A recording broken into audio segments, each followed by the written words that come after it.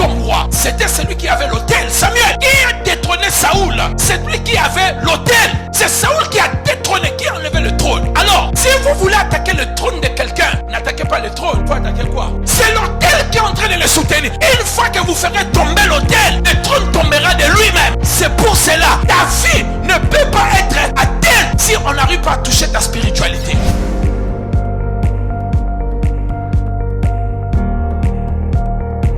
Dis après moi l'autel. Vous devez savoir, écoutez-moi. Je peux vous parler. Quelqu'un dit après moi, papa, parle-moi. Écoutez, voyez l'autel. Toutes les royautés, tout royaume, tout pouvoir est soutenu par quoi? Par l'autel. Voyez?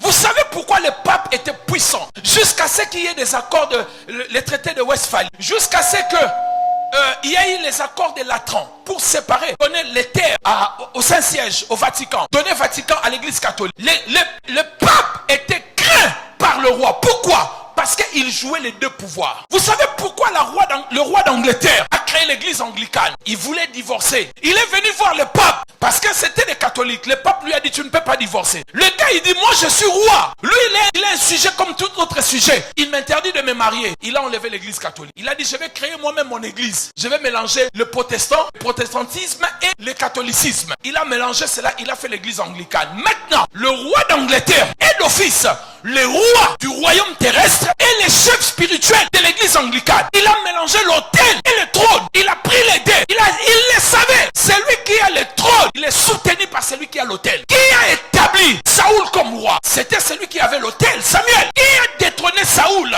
C'est lui qui avait l'autel. C'est Saoul qui a détrôné, qui a enlevé le trône. Alors, si vous voulez attaquer le trône de quelqu'un, n'attaquez pas le trône. Il faut attaquer quoi? C'est l'autel qui est en train de le soutenir. Et une fois que vous ferez tomber l'autel, le trône tombera de lui-même. C'est pour cela, ta vie ne peut pas être atteinte si on n'arrive pas à toucher ta spiritualité. Ils chercheront d'abord à toucher ta vie spirituelle, t'affaiblir dans la prière, affaiblir ton autel. Lorsque ton autel sera affaibli, c'est fini. Ton trône, on va le prendre facilement. Alléluia. Est-ce que j'ai parlé à quelqu'un? Dis après moi au nom de Jésus. J'affermis mon autel. Dis-le encore, j'affermis mon autel au nom de Jésus de Nazareth. Frère, ceux qui règnent, ce sont des grands sacrificateurs de la nuit. Tu ne peux pas régner si tu ne sais pas sacrifier dans le monde spirituel. Est-ce que je parle à quelqu'un? Jésus régnait parce que toute la nuit, il était dans le sacrifice, dans la prière. Il y a des jours où tu arrives au travail, toi-même tu as mangé la Sainte Seine. Tu t'es oint l'huile sur la tête. Tu t'es fait des lavages de pieds. Tu t'es oint tout le corps. Quand tu arrives, tu commences à saluer les gens, ils vont fuir du travail. Cérémonie contraire.